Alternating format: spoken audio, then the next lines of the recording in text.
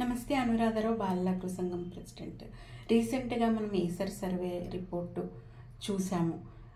వార్షిక విద్యాస్థితి నివేదిక ఏ విధంగా పట్టణ ప్రాంతాల్లో, గ్రామీణ ప్రాంతాల్లో విద్యా వ్యవస్థ ఉంది, పిల్లలు ఏ విధంగా చదువుతున్నారన్నది ఆ నివేదిక ఇచ్చిన report.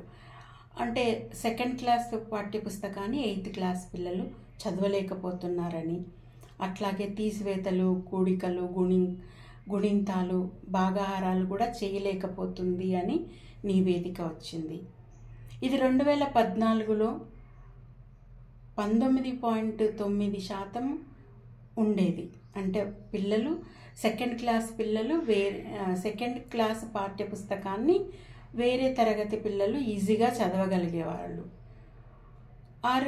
5th class పాఠ్యపుస్తకాన్ని 8th, 9th, 10th వాళ్ళు ఈజీగా చదవగలిగేవాళ్ళు. మరి ఆ రిపోర్టు ఇప్పటికి 2024లో చూసుకున్నట్లయితే అది 6.3కి పడిపోయింది.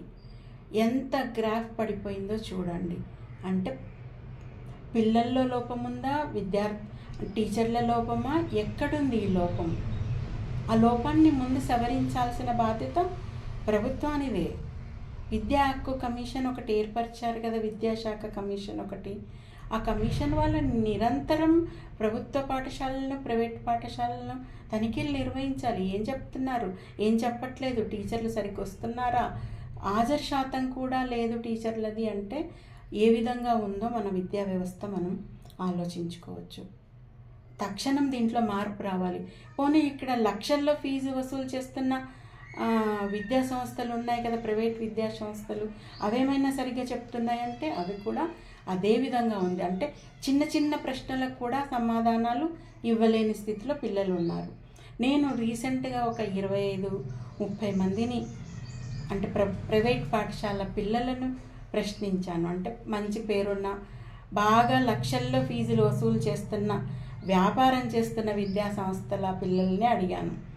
వాళ్ళు చెప్పే సమాధానం నాకు అసలు చాలా ఆశ్చర్యానికి గురి చేసింది. ఏంటి చిన్న చిన్న ప్రశ్నలు, ఇందిరాగాంధీ ఎవరు అంటే కూడా చెప్పలేని పరిస్థితిలో పిల్లలు ఉన్నారు. పోనీ వాళ్ళు సైన్స్ బాగా మేము మెడిసిన్ చేయాలి, 9th, 10th మేము సైన్స్ బేస్ తీసుకొని చదువుతున్నాము అని చెప్పే పిల్లల్ని అడిగినా కానీ మెన్కి ఉమెన్కి యూట్రస్ ఎందుకు ఉంటుంది అని అడిగితే చెప్పలేకపోయినారు. మెన్కు ఉండదు, ఉమెన్కు ఉంటుంది అన్న విషయం కూడా వాళ్ళ నాలెడ్జ్లో లేదు. అంటే అంత దిగజారిపోయి ఉంది విద్యా వ్యవస్థ. పోనీ మాకు బాగా సోషల్ స్టడీస్ పైన అవగాహన ఉంది, మాకు వీటిపైన ఉంది అనేసి చెప్తున్న పిల్లలను అడిగాను. అర్జునునికి సీత ఏమవుతుంది, దశరథునికి అర్జునునికి ఏమైనా రిలేషన్ ఉందా, కనీసం అవి రెండు ఒకే యుగాలు కావు, వేరే వేరే యుగాలు అన్న ఆన్సర్ కూడా వాళ్ళ దగ్గర నుంచి రాలేదు.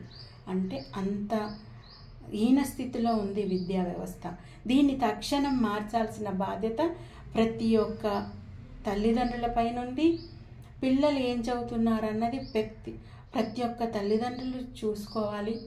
పిల్లలు చదువుతున్నారా, ఉట్టిగా బట్టి పడుతున్నారా, టీచర్లు ఏ విధంగా చెప్తున్నారా, అర్థమయ్యేటట్టు చెప్తున్నారా, లేక బట్టి పట్టండి అని చెప్తున్నారా అన్నది ప్రభుత్వ అధికారులు చూడాలి. ప్రతి పాఠశాలను తనిఖీలు నిర్వహిస్తే ఈ దుస్థితి నుంచి బయటపడతాము.